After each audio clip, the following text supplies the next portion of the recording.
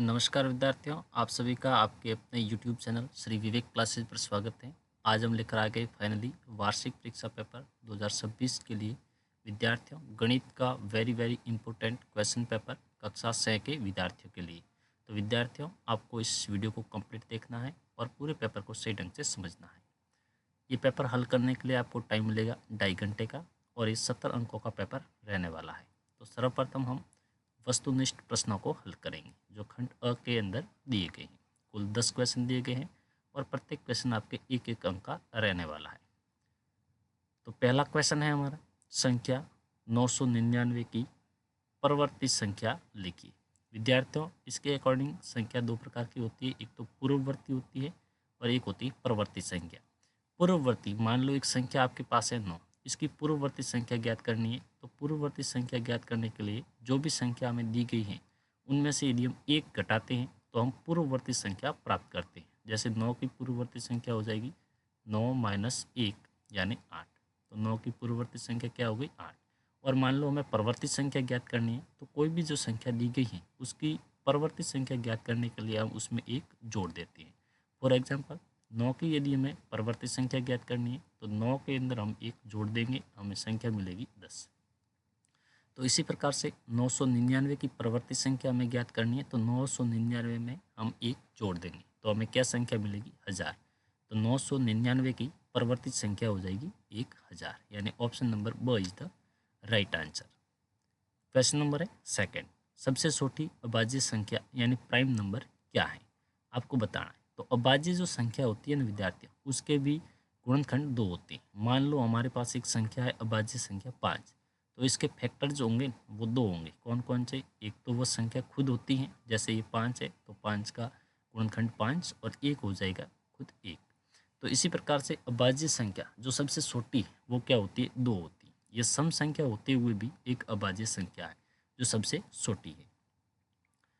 Question number है third, निम्न में से कौन सा एक न्यून कोण है, आपको न्यून कोण बताना है। तो हमें पता होगा कि 90 डिग्री से जितने भी छोटे कोण होते हैं वो न्यून कोण होते हैं, तो 90 डिग्री से छोटा कोण होना चाहिए। तो ऑप्शन नंबर स है जो हमारा राइट हो जाएगा। अब बच्चों, हमें कमेंट करके बताना है आपको कि 90 डिग्री का जो कोण होता है ना उससे हम क्या कहते हैं। उसके बाद में क्वेश्चन नंबर है चौथा, 1/2 के तुल्य भिन्न है, इसकी तुल्य भिन्न ज्ञात करनी है। विद्यार्थियों, तुल्य भिन्न ज्ञात करने के लिए उस संख्या में अंश और हर इन दोनों को हम एक जैसी संख्या से मल्टीप्लाई करते हैं। तो 1/2 की तुल्य भिन्न कौन सी हो जाएगी हम पता करेंगे। तो 1/2 की तुल्य भिन्न हमें ज्ञात करनी, तो हम क्या करेंगे, अंश 1 है और बट्टे में है 2, इन दोनों को हम एक जैसी संख्या यानी 2 से मल्टीप्लाई करके देखते हैं। यदि अंश को 2 से मल्टीप्लाई करें तो हर को भी 2 से मल्टीप्लाई करते हैं। तो 1 को 2 से गुणा करने पर 2 और 2 को 2 से गुणा करने पर 4। यदि इसी प्रकार से कई ऑप्शन दिए हुए मिलते हैं तो आपको सीधे ऑप्शनों को काट देना है, अंश और हर में एक जैसी संख्या का भाग देके। तो हम जैसे ये 2/4 है ना, इस 2 में हम 2 का भाग दें तो आंसर आता 1 और 4 में 2 का भाग दें तो आंसर आता 1। 1/2 जो हमारी संख्या दी गई है 1/2, तो 1/2 की तुल्य भिन्न क्या हो जाएगी 2/4। Option number a is the right answer. Question number है विद्यार्थियों 5। विद्यार्थियों, हमने आपकी सभी विषयों की बहुत ही इंपॉर्टेंट 4 मॉडल पेपर डिजाइन किए हैं। यदि आप उन्हें भी देखना चाहते हैं तो आप हमारे यूट्यूब चैनल की प्लेलिस्ट में जाकर इसे सही ढंग से देख सकते हो। तो ये हमारा यूट्यूब चैनल है और यहाँ पर ये सभी प्लेलिस्ट दी गई हैं। ये प्लेलिस्ट सेक्शन में आपको मिल जाएंगे, आपकी कक्षा मिल जाएगी और उसके विषय के अकॉर्डिंग सभी पेपर आपको मिल जाएंगे। तो हमारा क्वेश्चन नंबर 5वां था, पूर्णांक -5 और 5 का योगफल होगा, मतलब इन दोनों को जोड़ना है। तो ये रहा -5 और इसके अंदर हमें जोड़ना है 5। विद्यार्थियों में ध्यान रखना है कि यदि एक संख्या माइनस की होती है और एक संख्या प्लस की होती है तो अक्सर हमेशा बाकी होगी, यानी उसमें घटाव किया जाएगा। तो 5 में से 5 को घटाते हैं तो आंसर हमें आता है 0। तो -5 और 5 का योगफल क्या हो जाएगा 0 हो जाएगा। ऑप्शन नंबर द है जो हमारा राइट हो जाएगा। नेक्स्ट क्वेश्चन नंबर है सें, एक वर्ग जिसकी भुजा 4 सेमी है उसका क्षेत्रफल ज्ञात कीजिए। एक वर्ग है जिसकी भुजा दी गई है 4 सेमी, उसका क्षेत्रफल ज्ञात करना है। तो आपको पता होगा कि वर्ग का क्षेत्रफल ज्ञात करने का सूत्र क्या होता है, भुजा गुणा भुजा। क्या होता है, भुजा गुणा भुजा। भुजा इसकी दी गई है 4, तो 4 को हम गुणा करेंगे 4 से तो मल्टीप्लाई करने पर आंसर हमें आता है 16 मिलता है। तो इसका राइट आंसर हो जाएगा ब ऑप्शन 16 वर्ग सेमी। क्षेत्रफल हमेशा वर्ग में होता है, ये ध्यान रखना। नेक्स्ट क्वेश्चन नंबर है 7। समीकरण x minus 3 is equal to 7 में x का मान है, आपको बताना इस x का मान क्या है। तो समीकरण को मैं यहाँ पर हल कर देता हूँ। x माइनस 3 बराबर 7, हमें तो x का मान चाहिए तो x को यहीं पर छोड़ देते हैं। बराबर में हमारे 7 हैं, ये माइनस का 3 है उधर भेज देते हैं तो ये हो जाएगा प्लस का 3। तो x बराबर कितना आ रहा है, 10 आ रहा है ना, 7 3 10। तो x की वैल्यू कितनी है, 10 है। ऑप्शन नंबर वो है जो हमारा राइट हो जाएगा। यदि x के स्थान पर हम 10 रखेंगे फिर -3 हो रहा है तो 10 में से 3 घटाएंगे तो आंसर 7 ही मिलेगा, राइट है ना। नेक्स्ट क्वेश्चन नंबर है 8। 5/100 का दशमलव रूप है। दशमलव रूप मतलब पॉइंटों में लिखना है, यानी इसका राइट ऑप्शन करने के लिए, आंसर लाने के लिए हम हमेशा हर का भाग अंश में देते हैं। लेकिन ये संख्या 100 का भाग आप 5 में दोगे, मान लो 100 का तो दे दोगे, बड़ी संख्या है तो कैसे करेंगे। तो यदि बट्टे में आपको 10, 100, 1000 ऐसे मिलता है तो आपको क्या कर देना है, जो अंश में है संख्या वो आपको ऐसे रख देनी है। और बट्टे में यदि 2 जीरो है तो आपको ध्यान रखना है कि मान लो ये पॉइंट है, इस पॉइंट के बाद में 2 आपके अंक होंगे, क्योंकि बट्टे में कितने जीरो है, 2 जीरो है एक के बाद में। तो पॉइंट के बाद में 2 अंक आने चाहिए। कितने अंक आने चाहिए, 2। तो एक तो ये दिया हुआ है, एक तो दिया हुआ है, दूसरा आप इसके आगे लिखोगे तो इस प्रकार से ये आपके बढ़ जाएगा, ठीक है ना। 0.05 किस में है, ये ऑप्शन नंबर वो हमारा राइट हो जाएगा। यदि भाग दोगे तो भी यही आंसर आएगा। चलो मैं आपको सिखा देता हूँ। यहाँ पर मान लो हमारे 100 है, हमें 5/100 है तो हमें 5 के अंदर भाग देना है 100 का, ठीक है ना, क्योंकि हर का भाग अंश में दिया जाता है। अब 100 का भाग 5 में जाता नहीं, आप पॉइंट लगा दोगे। पॉइंट लगाने के बाद में 1 जीरो हम लिख सकते हैं। अभी भी भाग तो नहीं जा रहा है तो पॉइंट तो लगा दिया है, 1 जीरो भी लिखते हैं इस पॉइंट के अकॉर्डिंग। अब हम एक और जीरो लगाएंगे, यदि हम डबल जीरो लगाएंगे तो 1 जीरो यहाँ पर भी जाएगा। अब 100 का भाग 500 में कितनी बार जाएगा, 5 बार जाएगा। आया ना आंसर 0.05, यानी इस पॉइंट से आगे हम शायद तो 10 जीरो भी लगा सकते, कोई फर्क पड़ने वाला नहीं है। तो ऑप्शन हमारा कौन सा राइट है, वो ऑप्शन राइट है। नेक्स्ट क्वेश्चन नंबर है 9। वृत्त की सबसे बड़ी जीवा कहलाती। ये अब मैं यहाँ पर वृत्त बना लेता हूँ, ये रहा हमारा वृत्त। अब इसके अंदर सबसे बड़ी रेखा आपको खींचनी है। तो सबसे बड़ी रेखा जो आप खींचोगे वो ये जो, इसे हम परिधि कहते हैं। तो इससे होती हुई आगे वाली जो परिधि है ना, इसको टच करेगी। तो ये जो केंद्र से होकर जाने वाली रेखा होती है ना, इसे हम क्या कहते हैं पता है आपको, व्यास कहते हैं। क्या कहते हैं, व्यास। और ये सबसे बड़ी रेखा होती है। तो ऑप्शन नंबर स है जो हमारा राइट हो जाएगा। एक वृत्त के अंदर सबसे लंबी जो रेखा होती है वो व्यास होता है, जिसे हम जीवा भी कहते हैं। और जीवा किसे कहते हैं, वृत्त की दोनों किनारों को टच करने वाली जो रेखा होती है ना, उसे हम जीवा कहते हैं। तो सबसे बड़ी रेखा ऐसी कौन सी होगी, व्यास होगी, है ना। ऑप्शन नंबर वो इज द राइट आंसर।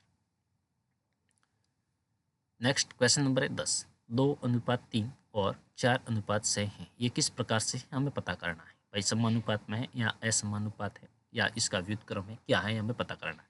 तो इसको पहले हम भिन्न में लिख देंगे। 2:3 है तो इसे 2/3 हम लिख सकते हैं। फिर यहाँ पर अनुपात लगा देते हैं। उसके बाद में 4:6 है तो यहाँ पर हम लिख देंगे 4/6, ठीक है। अब इसका रीज़न ये, या तो इसको क्रॉस मल्टीप्लाई करो, दोनों का आंसर बराबर आ रहा है तो ये समानुपात में है। यदि ऐसा नहीं करते तो दोनों में एक जैसी संख्या का भाग देकर इसको छोटा कर दो। दोनों ही तरीके आप अपना सकते हो। बड़ी संख्या होगी तो काट के छोटा करना पड़ेगा, है ना। तो 2/3 इन दोनों में तो एक जैसी संख्या का भाग जा नहीं रहा है, बट इन दोनों में जा रहा है, इसका 2 का भाग जा रहा है। तो 4 में 2 का भाग देते 2 बार जाता है, 6 में कितनी बार जाता है, 3 बार। 2/3 ये दोनों ही पद आपके कैसे बराबर आ रहे हैं, इसका मतलब ये समानुपात में। तो option number a is the right answer. विद्यार्थियों, यदि आप लाइव क्लास देखना चाहते हैं और उसमें अपने डाउटों को क्लियर करना चाहते हैं तो आप हमारे यूट्यूब चैनल को ज्वाइन कर सकते हो। और पीडीएफ प्राप्त करने के लिए आप हमारे टेलीग्राम चैनल को ज्वाइन कर लेना, जिसका लिंक आपको इसी वीडियो के डिस्क्रिप्शन बॉक्स में मिल जाएगा। अब क्वेश्चन नंबर है 11। संख्या इकाई, दहाई, सैकड़ा, हजार, 10,000, लाख, 10 लाख, 73,75,307 को भारतीय संख्याकन पद्धति के अनुसार शब्दों में लिखिए। आपको शब्दों में लिखना है इसको। तो इसका आंसर हमारे कुछ इस टाइप से हो जाएगा, 73,75,307। अंकों में और शब्दों में आपको लिखना आना चाहिए। नेक्स्ट क्वेश्चन नंबर है 12। 12, 16 और 24 का लसक ज्ञात कीजिए। लसक ज्ञात करना है या फिर हमें मसक ज्ञात करना है। तो हम क्या करते हैं, अभाज्य गुणनखंड करते हैं। तो पहले हम 12 के अभाज्य गुणनखंड करेंगे। यहाँ पर इस प्रकार से भी हम कर सकते हैं, ऐसे करेंगे तभी हमें पता लगेगा। सम संख्या है 2 का भाग जाएगा कितनी बार, 6 बार। 6 भी सम संख्या है, 2 का भाग जाएगा कितनी बार, 3 बार। 3 विषम संख्या और 3 में 3 का भाग ही जाता है 1 बार। तो 12 के अभाज्य गुणनखंड क्या हो जाएंगे, 2, 2 और 3 हो जाएंगे। इसी प्रकार से 16 के गुणनखंड क्या हो जाएंगे, 16 के हम यहाँ करते हैं। 16 2 का भाग देंगे 8 बार जाएगा, 2 का भाग देंगे 4 बार जाएगा, और 2 का भाग देंगे 2 बार जाएगा, और 2 का भाग देंगे 1 बार जाएगा। इस प्रकार से हो जाएगा। तो इसके अभाज्य गुणनखंड हमारे हो गए 2 इंटू, यानी इंटू लिखो या फिर कॉमा लिखो, ठीक है, कोई फर्क तो नहीं पड़ता। 2 इंटू 2 इंटू 2, ये हमने अभाज्य गुणनखंड लिख दिए 16। इसी प्रकार से 24 के गुणनखंड होते हैं। 2 का भाग देंगे 12 बार जाएगा, वापिस से 2 का भाग देंगे 6 बार जाएगा, 2 का भाग देंगे 3 बार जाएगा, और 3। अब इसका हमें लसब ज्ञात करना, तो इसका उभयनिष्ठ गुणनखंड है वो हमें लिखना होगा, यानी तीनों में जो आ रहा है वो लिखना होगा। 2 तीनों में आ रहा है, ये देखो 2 2 2, तो ये हम लिख देंगे यार 2, फिर मल्टीप्लाई लगेंगे, वापिस से 2 इन तीनों में आ रहे हैं तो वापिस से 2 लिखेंगे, फिर 3 इन 2 में आ रहे, तीनों में नहीं आ रहे, तो अब और इसमें कोई उभयनिष्ठ गुणनखंड नहीं है, इसलिए इन दोनों को मल्टीप्लाई करके हम लिख देंगे 2 दूनी 4। 12, 16 और 24 का लसब कितना हो जाएगा, 4 हो जाएगा।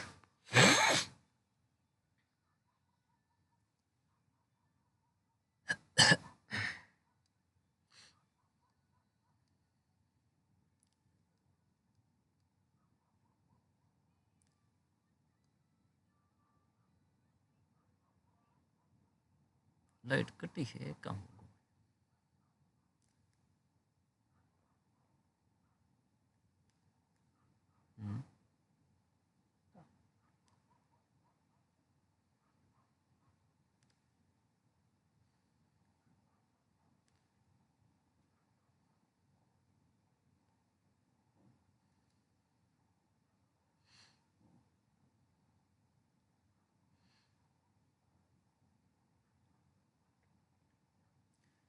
वैसे तो विद्यार्थियों मैं इस पॉइंट को यहाँ से कट करने वाला हूँ, मान लो गलती से कट नहीं करूँ तो ये दोबारा मैं आपको समझाता हूँ। यहाँ क्वेश्चन नंबर हमारा 12 है कि 12, 16 और 24 का लसब ज्ञात कीजिए।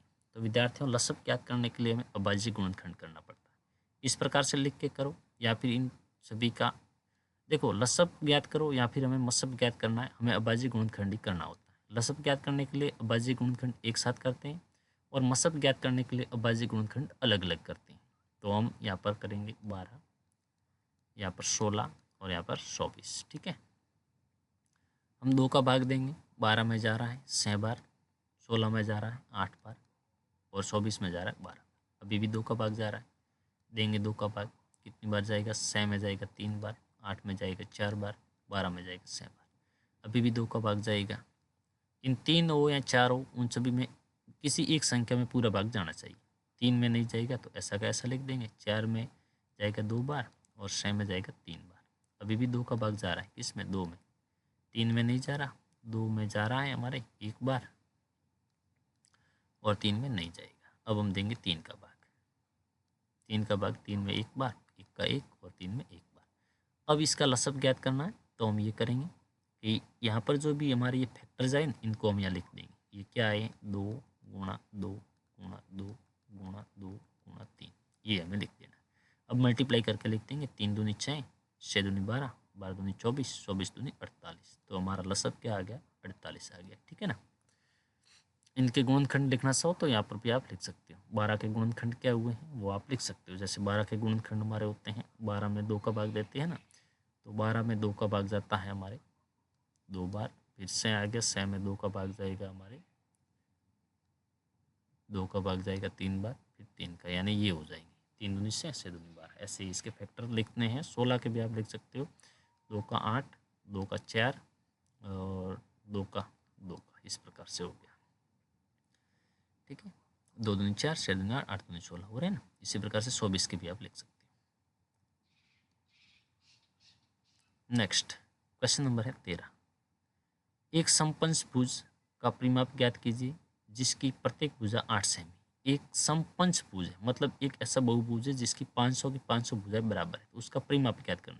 जब भी बच्चों भुजाएं बराबर होती है ना, तो एक भुजा को मल्टीप्लाई कर देते हैं उसकी कितनी भुजाएं हैं। परिमाप ज्ञात करने का सूत्र ये होता है एन इंटू, यानी एन का मतलब है भुजाओं की संख्या, और उसको गुणा कर देना किसका, उसकी एक भुजा की लंबाई से, ठीक है ना, उसकी एक लेंथ से गुणा कर देना, ये सूत्र होता है। मतलब यहाँ पर पंचभुज का मैंने ये लिख रखा है, पंचभुज का परिमाप ज्ञात करने का सूत्र रहेगा हमारे 5 इंटू भुजा, क्योंकि कुल भुजा 5 है और भुजा का मतलब है यहाँ पर एन, यानी एक भुजा की लंबाई।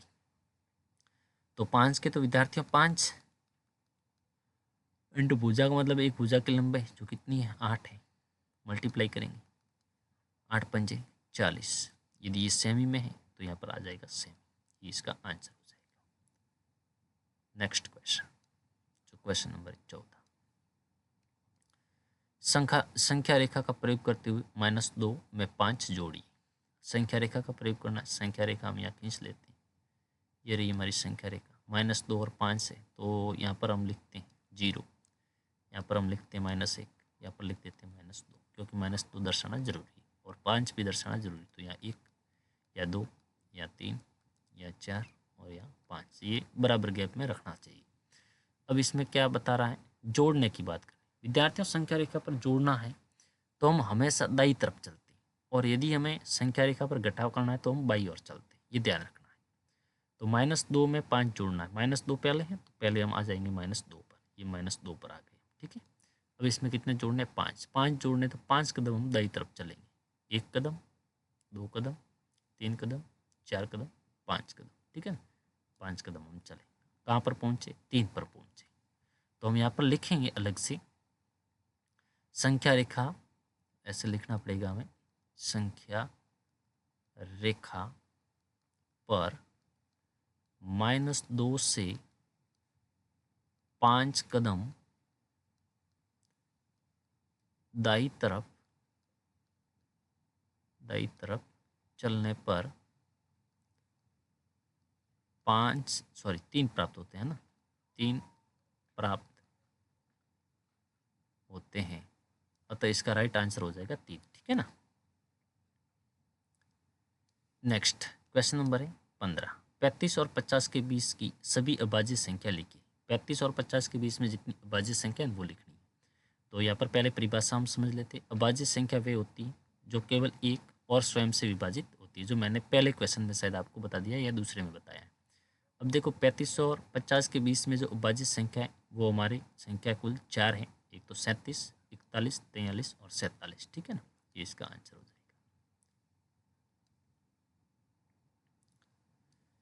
उसके बाद में 11वां क्वेश्चन है, सचित्र परिभाषा लिखिए समकोण और अधिक कोण की। समकोण और अधिक कोण की आपको परिभाषा लिखनी है, चित्र भी बनाना है। तो पहले समकोण हम देखते हैं, तो ये रहा हमारा समकोण, राइट एंगल ट्राइंगल, ठीक है। उसके बाद में इसने बोला है समकोण और अधिक कोण, तो ये रहा हमारा अधिक कोण। समकोण होता है वो 90 डिग्री का कोण होता है, और अधिक कोण होता है वो 90 से बड़ा होता है और 180 से छोटा होता है। ये चित्र ऐसे बनाने हैं और इसके नाम भी नीचे लिखने हैं। उसके बाद में क्वेश्चन नंबर है 17, भिन्न को हल कीजिए, मतलब ये जोड़ हो रही है, इसको हल करना है। तो यहाँ पर है हमारे 2/3 प्लस 1/6। पहले क्या करेंगे, हरों का लसअप लेंगे, तो 3 और 6 का यदि आप गुणनखंड करके लसअप लोगे तो विद्यार्थियों लसअप आ जाएगा हमारा 6, कितना आ जाएगा 6। अब आपको क्या करना है, 3 का भाग देना है 6 में, यानी पहले वाले हर का भाग देना है जो आपके एलसीएम है उसमें, तो 3 का भाग 6 में देंगे, कितनी बार जाएगा, 2 बार जाएगा, 3 दूनी 6। अब जो आंसर आपके, यानी देखो 3 का भाग आपने 6 में दिया, कितनी बार गया, 2 बार। अब इस 2 को गुणा करना है इसके अंश से, अंश में कितना 2 है, 2 को 2 से गुणा करेंगे कितना आ जाएगा, 4 आ जाएगा।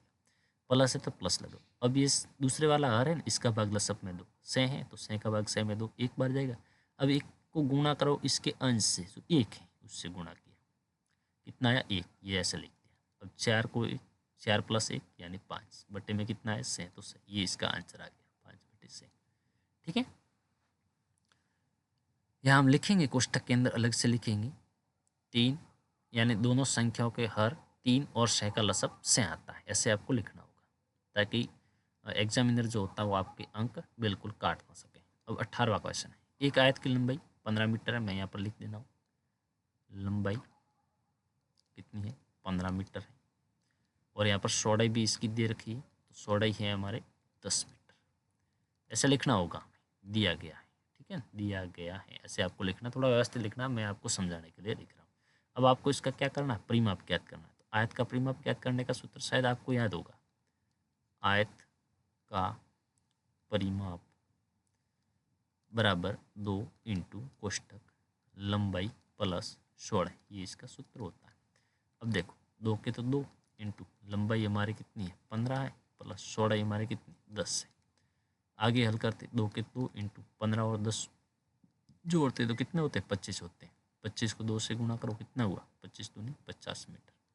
इसका परिमाप कितना आ जाएगा 50 मीटर आ जाएगा। परिमाप मतलब कोई भी आकृति के चारों ओर का माप होता है। क्वेश्चन नंबर है 19, यदि 100 पेनों का मूल्य 90 रुपये है तो एक पेन का मूल्य ज्ञात कीजिए। यहाँ पर हम लिखेंगे हल 100 पेनों का मूल्य क्या है बताओ 90 रुपये, अतः हमें एक पेन का ज्ञात करना है। एक पेन का मूल्य, एक पेन यानी एक वस्तु का मूल्य ज्ञात करना है, तो जो कुल मूल्य है उसके अंदर वस्तुओं की संख्या का भाग देते हैं। कुल मूल्य 90 रुपये और 90 रुपये में वस्तु आई कितनी 100, तो 100 का भाग दे देंगे, तो यहाँ पर आ जाएगा। इसलिए एक पेन का मूल्य कितना हो जाएगा 100 का भाग दो, इसमें कितनी बार जाता है 100 का भाग गया, पहले तो आपके गया 10 बार, तो आ गया 60, फिर गया 5 बार यानी 15 रुपये, 15 सके 90, है ना। उसके बाद में 20वां क्वेश्चन है, 30 और 42 का मसब ज्ञात कीजिए। मसब ज्ञात करने के लिए अलग अलग गुणनखंड करने पड़ते हैं और लसब ज्ञात करने के लिए एक साथ। पहले वाला जो हमने क्वेश्चन बच्चों किया था ना, उसमें गलती से पहले मैंने मसब ही ज्ञात किया था, तो यहाँ पर हमें मसब ज्ञात करना है, तो दोनों के अलग अलग हमें गुणनखंड करने पड़ेंगे। ये हम अलग अलग गुणनखंड कर रहे हैं, यहाँ पर कर रहे हैं 30 का और यहाँ पर कर रहे हैं 42 का। 2 का भाग देंगे 15 बार जाएगा, 15 में जाएगा 3 का भाग 5 बार, और 5 में जाएगा 5 का भाग 1 बार।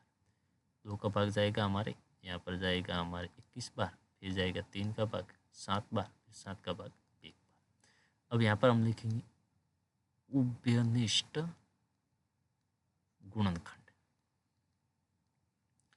उभयनिष्ठ गुणनखंड क्या है, 2 इसमें भी आ रहे हैं देखो और 2 इसमें भी आ रहे हैं, तो लिख दिए 2, यानी जो कॉमन आ रहा है वो लिखना है, बाकी छोड़ देना है। 3 इसमें भी आ रहे हैं, 3 इसमें भी आ रहे हैं, तो लिख दिया 3, मल्टीप्लाई करो 3 दूनी 100, तो इसका HCF हमारा कितना आ गया है 100 आ गया है, ठीक है। यानी 100 का भाग 30 और 42 में पूरा पूरा जाएगा। ये बड़ी से बड़ी संख्या है, 100 बड़ी से बड़ी संख्या है विद्यार्थियों। एक बार फिर सुन लो, 100 बड़ी से बड़ी संख्या है जो 30 और 42 में पूरा पूरा भाग जाएगा। 100 से बड़ी ऐसी कोई संख्या नहीं है जो 30 और 42 में पूरा पूरा भाग जा सके।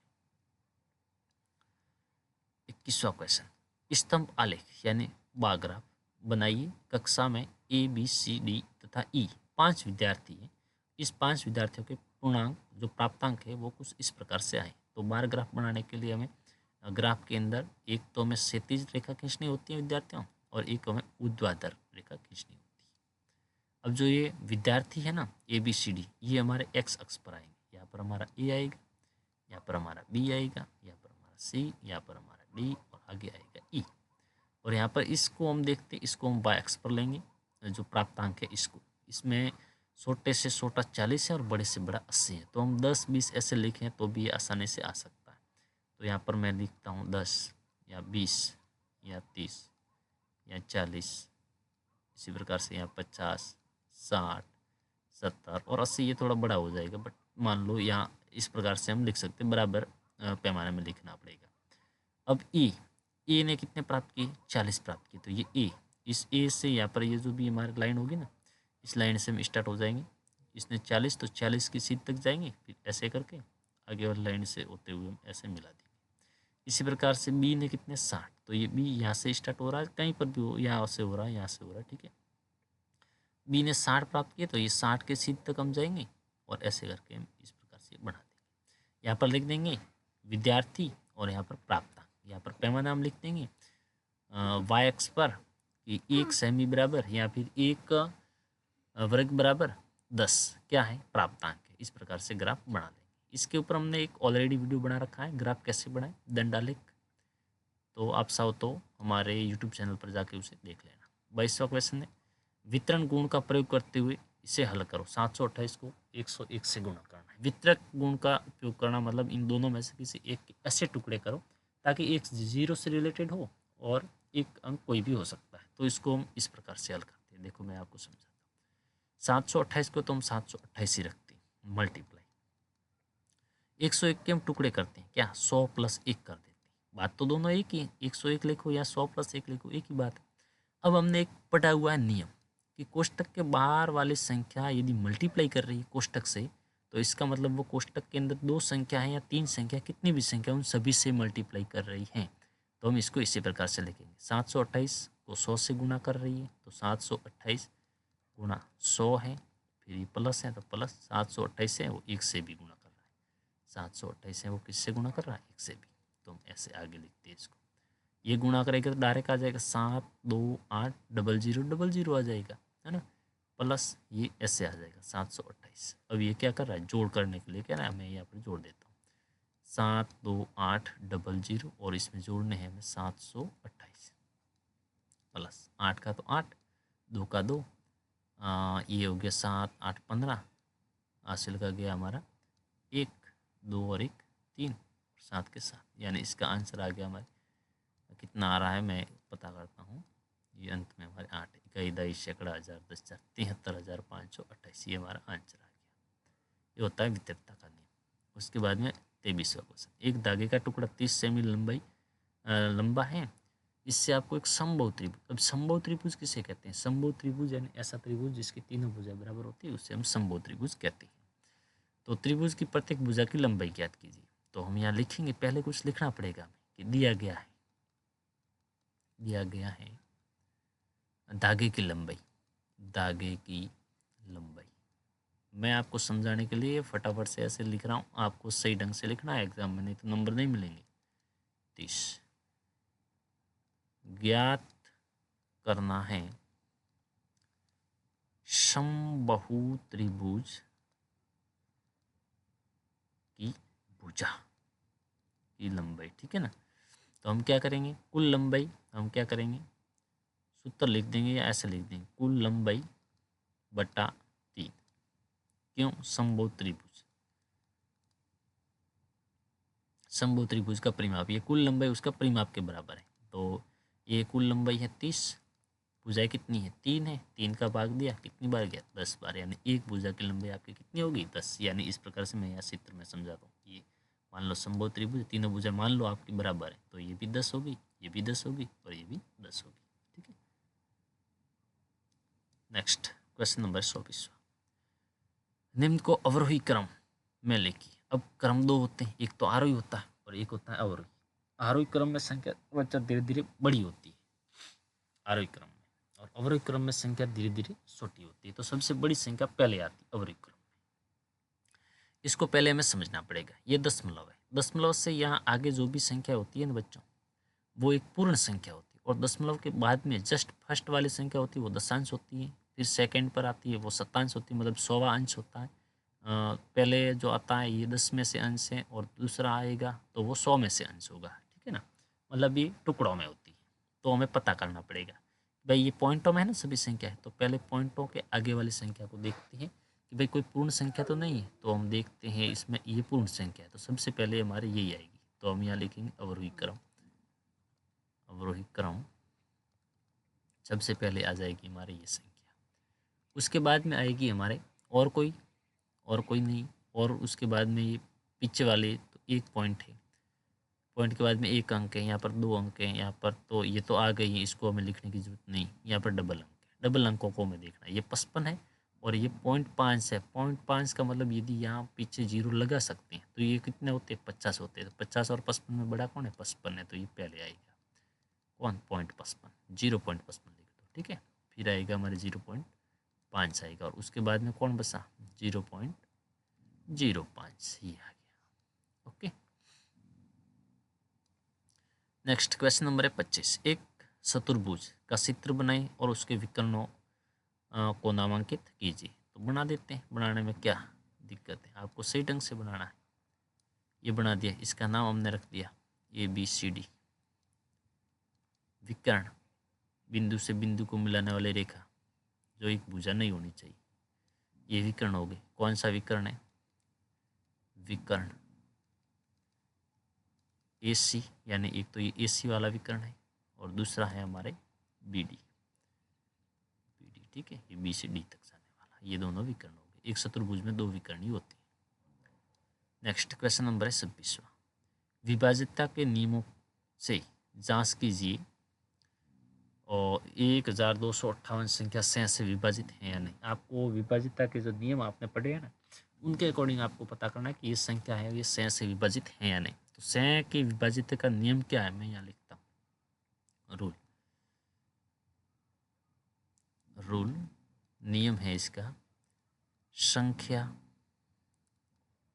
सम व 3 से विभाजित होनी चाहिए।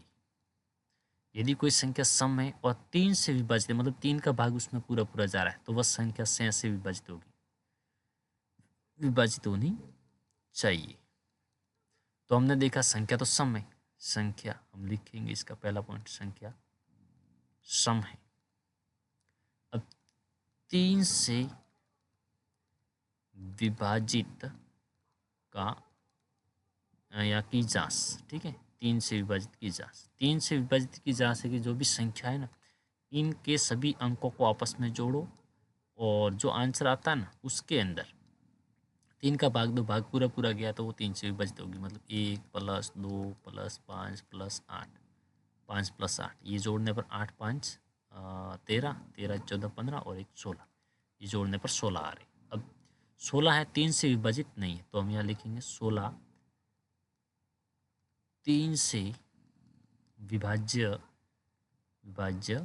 नहीं है। अतः यह संख्या कौन सी, यह संख्या 1258 6 से भी, यहाँ पर लिख देंगे 58, संख्या 6 से भी विभाज्य नहीं होगी, ऐसे आपको लिखना पड़ेगा पूरा पूरा। नेक्स्ट, प्रथम 5 पूर्ण संख्या का औसत ज्ञात कीजिए। औसत ज्ञात करना, प्रथम 5 पूर्ण संख्या पहले हम लिख देंगे, या प्रथम 5 पूर्ण संख्या ऐसे हिंदी में लिखना। फिर कौन कौन सी, एक पूर्ण संख्या, ठीक है, पूर्ण संख्या 0 भी होती है, पूर्ण संख्या 0 से स्टार्ट होती है, 0 1 2 3 4, ये प्रथम 5। अब इसका औसत ज्ञात करना, तो राशियों का योग बटा राशियों की संख्या, मतलब 0 + 1 + 2 + 3 + 4, ये राशियों का योग हो गया। और इसके बट्टे में लिखेंगे राशियों की संख्या कुल कितनी है, 5 है, तो 5 का भाग देना, इनको जोड़ो। 4 जोड़ते हैं, ये 5 5 10 हो रहे हैं, ठीक है, 3 और 2 5, 1 और 4 5, 5 5 10 हो रहे हैं। बट्टे में दिया 5 का भाग, बट्टे में लिखा 5 तो भाग गया 2 बार, यानी इसका औसत कितना आ रहा है, 2 आ रहा है, ठीक है। Next question number 27। शांति ने एक दुकान से 2 किग्रा 500 ग्राम चीनी, 5 किग्रा 200 ग्राम चावल और 1 किग्रा 750 ग्राम दाल खरीदी। कुल वजन दशमलव में ज्ञात कीजिए। लिख देंगे भैया, और तो क्या है, हम लिखेंगे पहले इसने चीनी खरीदी है, तो चीनी को लिखेंगे, कितनी है, 2 किग्रा और 500 ग्राम, या पॉइंट यहाँ लिख दो, इसने दशमलव का कहाँ है तो यहाँ पॉइंट लिख देंगे, ठीक है। मान लो यहाँ पर पॉइंट है, मैं यहाँ दोबारा लिख देता हूँ, और तो क्या करें, 2.500 ऐसे लिख दिया। उसके बाद में चीनी के बाद में चावल, यहाँ हम लिखते हैं चावल। चावल कितने हैं, 5 किलो, 5 तो किलो, 200 ग्राम, ग्राम ग्राम की साइड में ये किलो ये ग्राम है। उसके बाद में चावल के बाद में दाल, दाल कितनी है, दाल है 1 किलो और 750 ग्राम। कुल वजन ज्ञात करना है ना, दशमलव में जोड़ देंगे, 0 0 0 0 0 5 5 5 2 7, यानी 7 7 14 हो गए। हासिल का गया 1 इधर, 2 और 1 3, 3 और 5 8, 8 और 1 9, कितना वो कुल वजन 9 किलो 450 ग्राम, ठीक है ना। इस प्रकार से हो गया। अब 28 2 क्वेश्चन ही रहे विद्यार्थियों, यदि यहाँ तक देख लिया है तो 2 क्वेश्चन देख के जाना। पैमाने और प्रकार की सहायता से 8.5 सेमी लंबाई का एक रेखाखंड खींचिए, यानी आपको स्केल की सहायता से ये खींचना है रेखाखंड। कितना खींचना, 8.5, 8.5 स्केल की सहायता से, ठीक है। फिर इसका लंब समद्विभाजित कीजिए। कैसा समद्विभाजित करना है, लंब समद्विभाजित, यानी 90 डिग्री के एंगल पर इसके 2 टुकड़े करने हैं। तो इसके लिए आपको प्रकार को, ये 8.5 सेमी की है लंबाई, तो आपको इसको थोड़ा खोल लेना है। कितना, आधे से ज़्यादा। मान लो इसका मध्य बिंदु यहाँ हो रहा है आपके अंदाजे से, तो इसको प्रकार को इतना खोलना, फिर नुकीले इच्छे को यहाँ पर रखना और पेंसिल वाले को ऐसे ऊपर घुमाना, आप ऐसे ऐसे घुमाना। दूसरी बार यहाँ से घुमाना, ऐसे घूमेगा। और नीचे भी आपको ऐसे के ऐसे घुमाना, ऐसे एक बार इधर से रख के और एक बार इधर से रख के ऐसे घुमाना।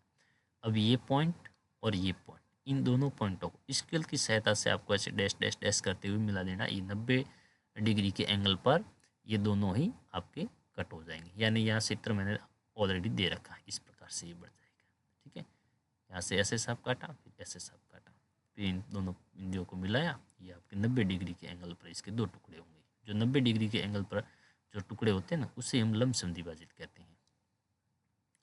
अब ये 29वां क्वेश्चन इंपॉर्टेंट। एक आयताकार पार्क की लंबाई 250 मीटर और चौड़ाई 175 मीटर है।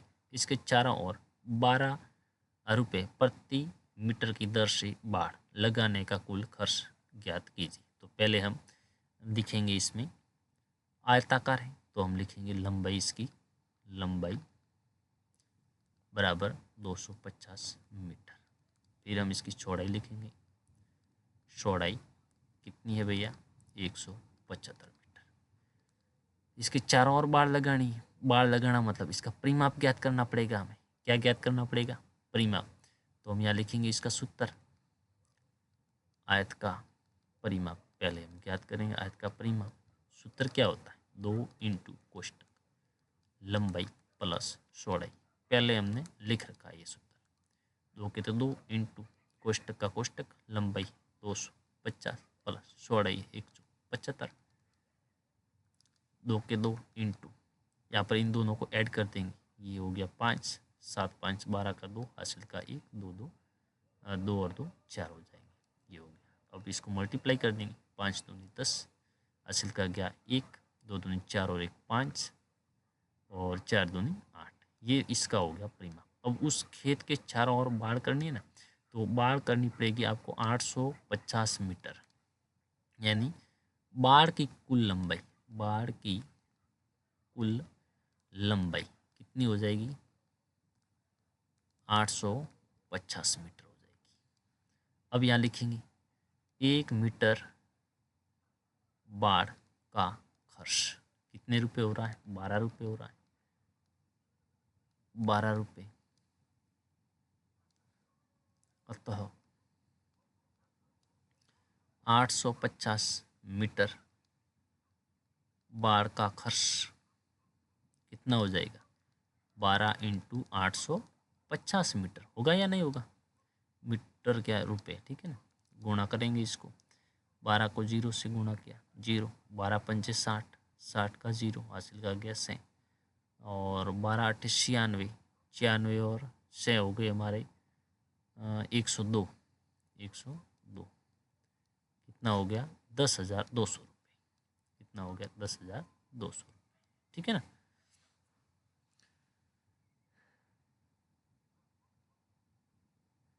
हाँ राइट है, 10,200 रुपये हो जाएंगे कुल खर्च, ठीक है। इस प्रकार से ये हमारा पेपर है वो दोस्तों कंप्लीट हो रहा है। और आशा करते हैं ये वीडियो आपको बहुत अच्छा लगा होगा। और यदि इसी प्रकार के आप वीडियो देखना चाहते हैं तो हमारे चैनल को ज्वाइन कर लेना। वहाँ पर हम एक दो मॉडल पेपर यूट्यूब पर पब्लिक करते हैं और बाकी सभी प्राइवेट रहते हैं। जो जिसने हमारे यूट्यूब चैनल को ज्वाइन कर रखा है वो इन वीडियो को देख सकता है। तो अब हम मिलेंगे किसी और वीडियो में, तब तक के लिए आप सभी को हमारी तरफ से जय हिंद, वंदे मातरम।